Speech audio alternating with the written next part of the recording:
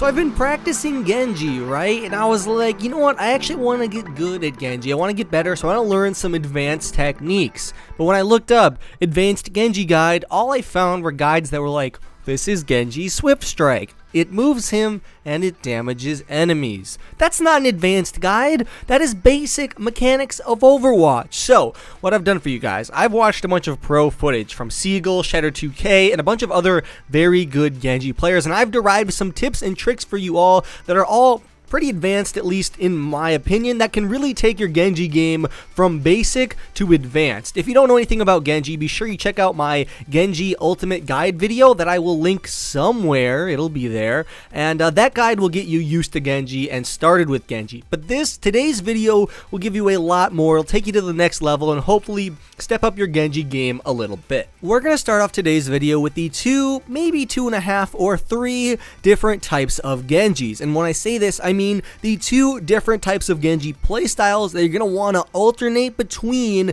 to confuse your enemies and become the best Genji player. We'll talk about both of them equally, starting with the Disrupting Genji. The Disrupting Genji is the playstyle that Seagull uses very commonly and very effectively in most of his competitive endeavors. Now, I don't think he does this as much in the pro scene. He uses more of the other method of Genji then, but let's talk about this one for now because it can be just as effective because I'm guessing not many of you are pro players. This method of Genji is the Diving Genji. He spends more of his time in the enemy backline than with his own team because he relies on his own skill to get kills and survive. To play this style of Genji, you're going to want to know a few things. Obviously, for one, you want to really target the enemy supports first because if you take out the enemy supports, the rest of their team won't have anywhere to heal, meaning your team can freely damage the enemy team and not charge up the enemy team's supports, which is pretty good because support ultimates are very strong. One thing I've noticed Seagull do is use his Swift Strikes very efficiently. He never Swift Strikes at an enemy who's on full HP, with some exceptions, but generally he doesn't Swift Strike towards a target he doesn't know he can take out very rapidly. And this is because when you don't have your Swift Strike up as Genji, you're super vulnerable and the enemy can pick you off very easily. So instead of engaging with your Swift Strike, try to damage enemies first. You can jump closer to them, you can use your shurikens. I'm guessing you all know the basics of Genji. Like I said, if you don't, check out my other video, but damage the enemy before you go in for the Swift Strike, because if you Swift Strike and you can't get the kill, you're basically dead. Just assume you're dead if you Swift Strike and it doesn't get reset. And I don't mean instantly. You don't have to finish them off with the Swift Strike. I'm just saying make sure they're low first because you can then Swift Strike in and do your Shuriken melee combo, which if you don't know is Swift Strike, Shuriken, and then use a melee to animation reset. It's the most amount of damage you can get very quickly. One thing I'm going to mention here, and I think it goes without saying, is when you're behind the enemy backlines, you should be using Genji's mobility all the time. Always be double jumping, always be wall climbing,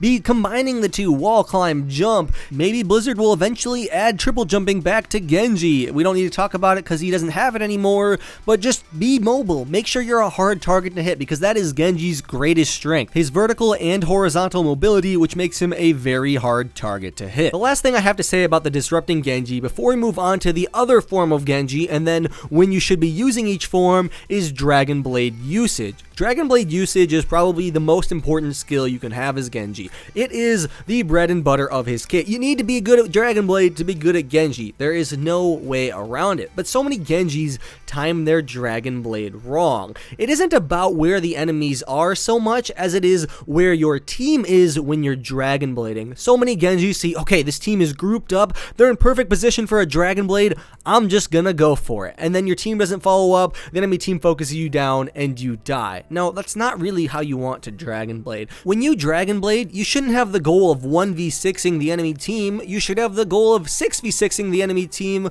with you being a super powered cyber ninja during the fight, which would definitely mean you should win. So when do you Dragon Blade as this Genji who's always behind enemy lines, or actually just Genji in general? Well, you should Dragon Blade after your team commits to a fight, like right when they're committing. Maybe if Zarya throws an ult out, your team goes for a push with a speed boost or another ultimate, that's when you want to use your Dragon Blade, because the enemy team will hopefully turn their focus to your team. team because your team is engaging on them, so they won't see you coming as quickly. They won't have time to react to you coming in hot with your Dragon Blade ready to go. So those are my tips for using Genji as a strong disruptor, a strong diver, and someone who's generally in the enemy team. This works less well against coordinated teams, so it's better in solo queue, but I mean, if you're a good enough Genji, I guess you could do it anytime. But like I said, there's times and places for this version of Genji and the next version of Genji, which is the backline Genji. And don't get this confused with the diving Genji. The diving Genji is always in the enemy team. The backlining Genji is always in your own backline. At least that's the terminology I'm going to use for this video. So when I say a backlining Genji, I mean the Genji that is behind your Reinhardt shield with your supports or with your other DPS heroes making the push with your team. You may think this is less effective though, Lone Hawk. You don't have a lot of range damage as Genji, and you really don't do as much when you're not in the enemy team. You may think that, but I have to assure you Shattered2K uses this method a lot, and he does so very well. The key to a backlining Genji isn't always staying in your own backline, it's learning when you should be diving into the enemy team and coming back. It's basically the opposite of the diving Genji. The diving Genji is always in the enemy team and comes back to your team for support, where the backlining Genji stays with his team and then dives in when he needs to get a kill and then comes back out. He only goes in when he knows he can finish off a target or two. That's where they differ, and switching between the two is gonna be huge. So when you're playing a backline Genji like Shattered2K does, sit with your team, not necessarily all the way in the back, but near your Reinhardt, near your tanks, throw shurikens and make sure you're getting damage off. And when you see opportunities to go in, to jump into the enemy team and deal big amounts of damage or take out low HP targets, that's when you do so. You're not always in the enemy team, you're in the enemy team when it matters, and you're usually with your own team. This method is super effective because you can protect your own supports from enemy flankers because you're very good at doing so, and you have the effectiveness of diving in and finishing off low health enemies. And if you switch between this mode and the other mode of Genji, the diving Genji, you're going to be pretty unpredictable and the enemy team isn't going to know how to deal with you. So when exactly should you use which mode, when should you be diving, and when should you be with your team? Let's go over that right now. You should definitely be diving when the enemy team doesn't have a strong sense of coordination. This happens a lot in solo queue, and if you're a really good Genji player mechanically, this method will serve you very well. This is the method Siegel uses a lot, and it's how he goes ham in competitive. You've seen the Siegel montages, you've seen him play. The dude is a monster on Genji, and that's because he employs this tactic of just kill the whole enemy team, be in there. They don't know how to deal with you if you're constantly in your face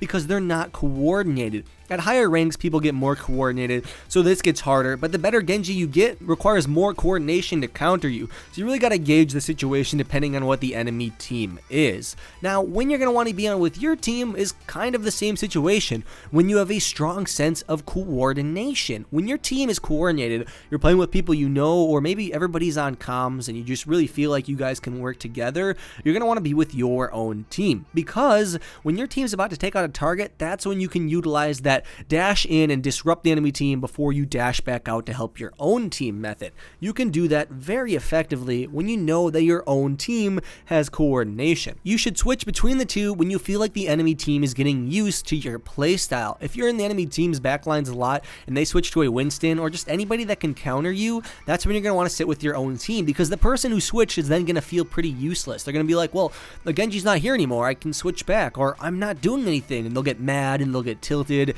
And that's how you win games. People feel like they're useless, so they try to be more useful and they make mistakes. When should you switch back then from being with your own team to being in the enemy team? Well, once again, if they're getting used to your playstyle. If your team's not making many pushes, you're not utilizing your mechanical skill as Genji, that's when you go back in and start going ham once again. Now let's move on and talk about some very specific mechanical tips and gameplay decisions you're going to want to make as a high-level Genji player. And the first one is engaging with your ultimate, Dragon Blade. I talked about it before, but I talked about the timing, not exactly how to do it. When you're in the enemy's backline, you should time it with your team's push, and you should do the same thing when you're with your own team's backline, or when you're with your own team playing the second style of Genji. But how do you do so? The way I've seen Shattered2K do it, which is probably the best way, is as such. He dashes into the air very high, swift striking above the enemy team, which does a few things. One, it gives him a great vantage point on the enemy team.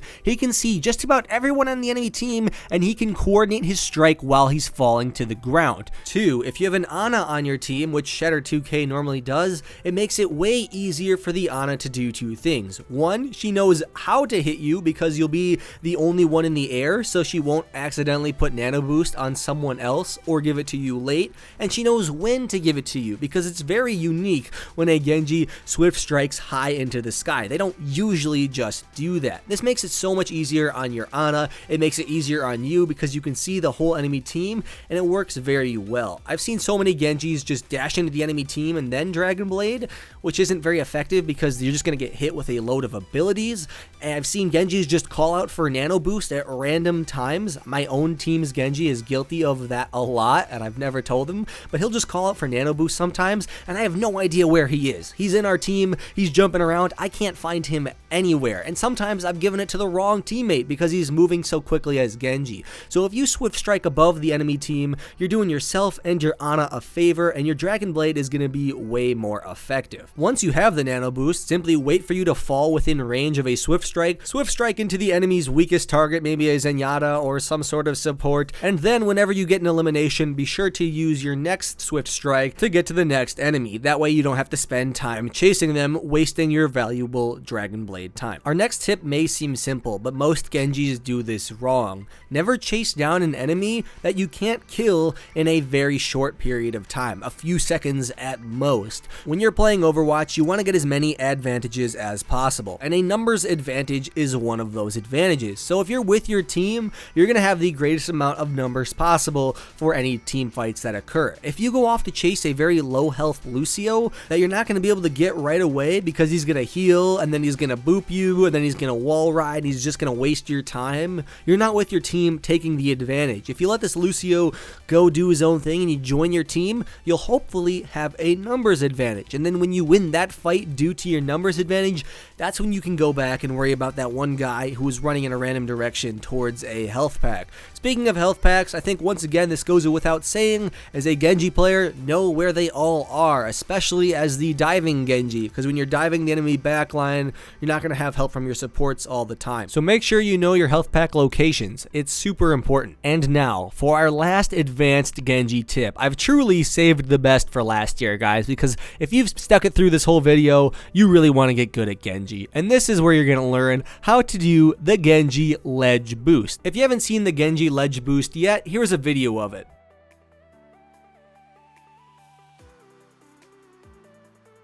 And here's one more, just because I'm so proud of myself for being able to do this. Does that not scream OP? Does that not scream, I want to be a cyber ninja who can kill the whole enemy team? Well, if it doesn't, you're definitely not a Genji man. You can get out of here. But anyway, on to the ledge boost technique. Let's first talk about how to do it, and then we'll talk about where you can use it and how you can apply it. For one, I'm going to say it's going to take time and it's going to take practice. I've actually seen pro players miss it. It's hard to time perfectly. I hit it about 50% of the time, I would say, and I think that's a pretty good number. If you can get it anywhere above 50%, I'd say go and try to use it in competitive. So let's take a look at this clip I have here of me ledge boosting. This is the one you saw before, but we're going to break it down with the inputs that you're going to need to use to pull this off. For one, I start with a double jump. This isn't strictly necessary though. Basically, what you want to do is be in a range of the ledge. That way you intersect the ledge mid-swift strike. If that needs a double jump, then double jump. But if it's closer to the ground,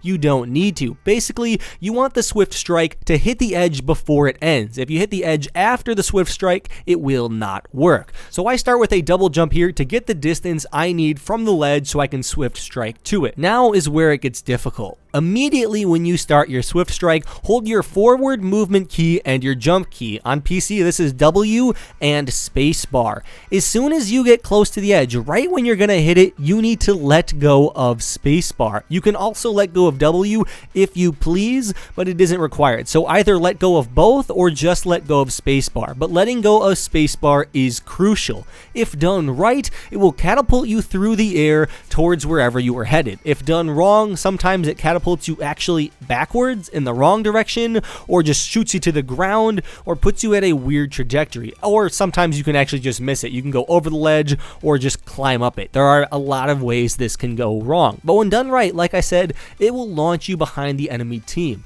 This actually works because when you use Swift Strike as Genji, it gives you a lot of momentum. But at the end of the Swift Strike, the game normally resets your momentum to 0. However, when you use this glitch, the game doesn't know to reset your momentum to 0, so you just go flying through the sky at ridiculously high speeds. It's pretty useful, and I actually hope Blizzard doesn't remove it from the game, because it actually, I think, gives a little more skill to Genji, because it's not easy to pull off. So one more time, before we go here, look at the ledge, make sure you're within Swift Strike distance of it, make sure you're looking right at the edge of it, Swift Strike and immediately hold forward and jump, so W and spacebar on PC, and then the moment you hit the ledge, you're about to climb up it, let go of spacebar and let go of W2 if that's easier on your hands, and you should go flying through the sky. And what's great is the game doesn't realize that you climbed the wall to do the edge jump, so if you hit a wall after this boost, you can still climb up it. Practice this a lot, you will get it down, I promise you. It takes about a week to learn and get good at, so I think if you're a good Genji player, it's something you should be learning. If the tips in this video were helpful to you all, be sure to leave a like down below and recommend to the other Genji mains you know, all you disgusting animals, and I will see you guys all later. Lone Hawk, out.